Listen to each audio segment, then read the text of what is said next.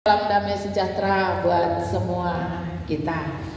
Kekasih Tuhan sekalian, kita berada di bawah tema pemberitaan setia dan bertanggung jawab, kembangkan potensi yang ada.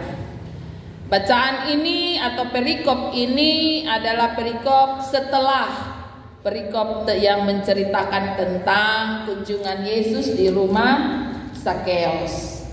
Jadi cerita ini merupakan lanjutan.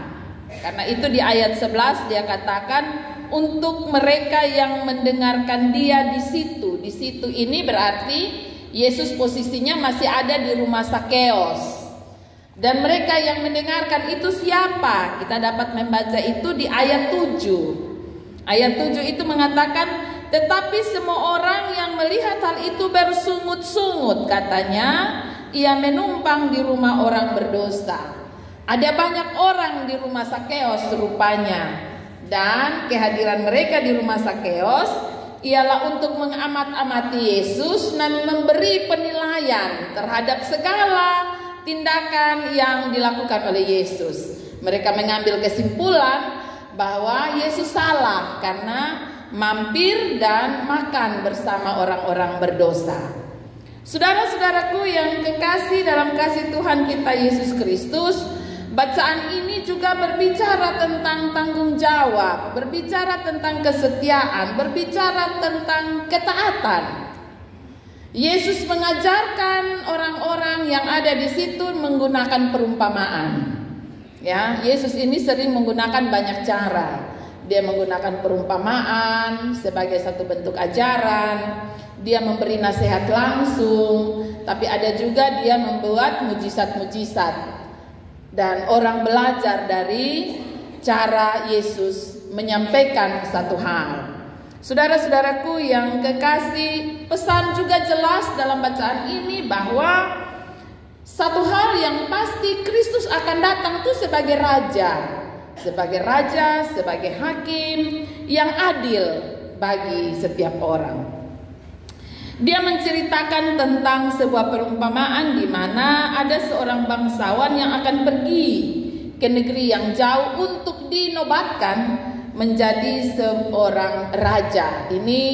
Cerita ini adalah cerita mendekati Yerusalem, mendekati masa-masa kesengsaraan Yesus menuju kematian. Karena itu dia menyampaikan dengan jelas sebenarnya kalimat ini, bangsawan ini akan pergi ke negeri yang jauh untuk dinobatkan menjadi seorang raja. Ia akan kembali sebagai seorang raja. Dan itu pasti. Kepada 10 orang hamba, ia memanggil 10 orang hamba. Ya, jelas ya kedudukannya, bangsawan dan hamba. Pada masa itu seorang hamba sebenarnya tidak punya hak untuk melawan kepada bangsawan tersebut karena ia telah dibeli lunas. Nah, kepada 10 orang hamba ini ia mempercayakan 10 mina mata uang yang pada masa itu, pada zaman perjanjian baru, mina itu senilai 100 dinar. Dan kita tahu 1 dinar itu upah 1 hari kerja. Jadi kalau 1 mina berarti itu uang senilai 100 hari kerja. Nah, kalau kita konvers ke masa sekarang, itu kurang lebih bisa jadi senilai 10 juta rupiah. Karena kalau UMR Kota Kupang yang 2,4 itu berarti 1 hari itu sekitar 100.000, dinilai 100.000, maka 100.000 kali 100 maka 10 juta. Uang yang tidak sedikit sebenarnya, ya, yang diberi kepercayaan dengan satu pesan. Jadi dia tidak saja memberikan uang tersebut, tapi pesannya jelas. Di situ dikatakan, pakailah ini untuk berdagang sampai aku kembali, tanpa ada waktu, ya. Waktu tidak ditentukan di situ, tetapi waktu yang dia sampaikan di situ di ayat 13, pakailah ini untuk berdagang sampai aku datang kembali. Artinya cepat atau lambat sang bangsawan ini akan kembali, dan uang yang ia percayakan itu mestinya dipakai dengan pesan yang jelas, pakailah untuk berdagang, bungakanlah uang tersebut. berisi tentang tanggung jawab. Pesan ini berisi tentang kepercayaan. Karena akan tiba saatnya sang bangsawan atau sang tuan ini akan kembali.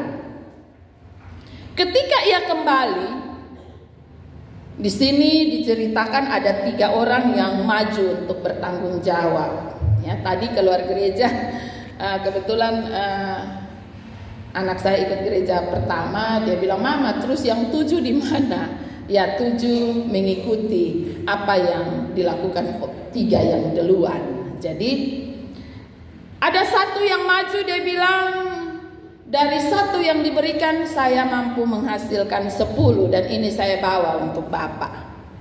Apa yang terjadi? Dia disapa sebagai, "Baik sekali perbuatanmu, hai hambaku yang baik." Itu ayat yang ke-17. Baik sekali perbuatanmu, hai hambaku yang baik, kepadamu diberi kepercayaan 10 kota untuk ia memimpin.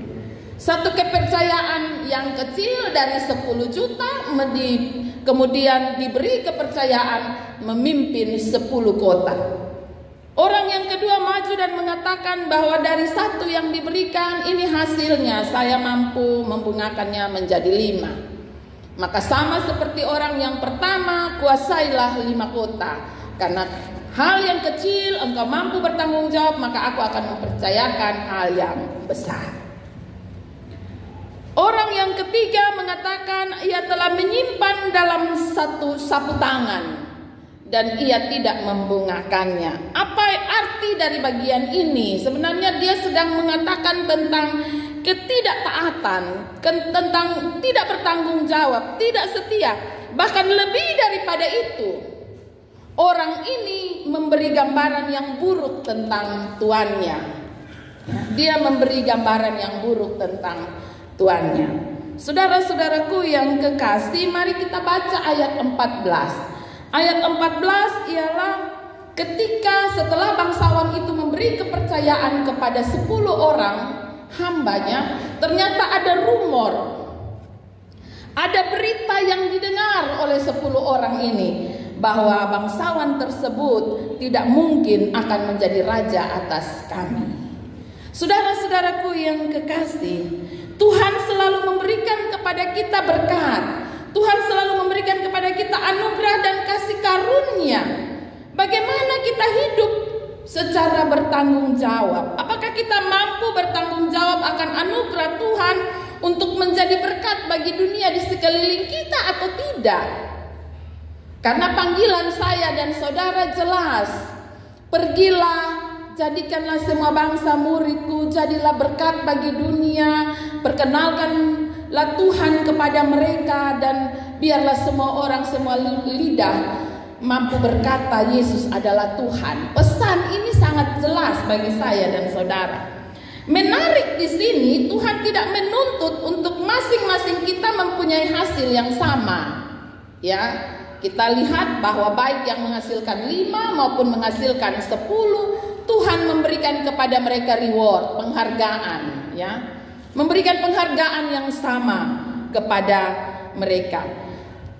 Karena yang Tuhan lihat adalah nilai ketaatan, nilai kesungguhan dalam menjalankan perintah, ya. Sebagai seorang hamba mestinya perintah itu jelas dan wajib hukumnya melakukannya, ya.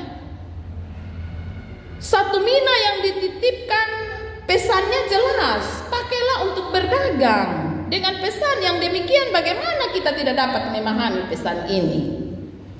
Bagi orang yang menyimpan dalam sapu tangan tersebut, ini juga bukan sekedar seperti alasan yang ia sampaikan, tapi apa yang ia lakukan dapat diartikan sebagai satu bentuk pemberontakan, ya. Sebagai satu bentuk pemberontakan. Dalam statusnya sebagai seorang hamba, mestinya ia harus wajib melakukan perintah tuannya. Sehingga ketika ia tidak melakukan atau ia melakukan hal yang berlawanan dengan perintah Tuhan, maka ini adalah sebuah bentuk pemberontakan. Ia tidak mau mendengar perintah, bahkan ia mencari alasan untuk membenarkan tindakannya sendiri dan mencari orang untuk disalahkan supaya ia merasa benar. Nah, ini seringkali dalam kehidupan kita, ya, terkadang kita pun melakukan hal yang sama, ya. Ketika kita tidak melakukan apa yang menjadi perintah Tuhan, yang paling mudah kita lakukan ialah mencari alasan untuk membenarkan tindakan-tindakan kita. Dan ini adalah sebuah bentuk pemberontakan. Karena itu, kenapa di ayat yang ke-22 sang bangsawan tidak memandang orang yang menyimpan mina dalam sapu tangan sebagai orang yang malas, tetapi sang bangsawan mengatakan, "Hai hamba yang jahat," karena pemberontakan yang ia lakukan. Sang bangsawan memandang orang ini sebagai orang jahat, bukan orang yang malas. Karena itu ia pantas untuk dihukum. Bahkan pada ayat yang ke-7, 27, orang ini disamakan dengan para seteru. Dia disamakan dengan orang-orang yang terbaca pada ayat 14. Orang-orang yang menyebarkan fitnah, orang-orang yang mengatakan ketidakbenaran tentang Yesus. Orang yang demikian pantas untuk dihukum bagi sang bangsawan.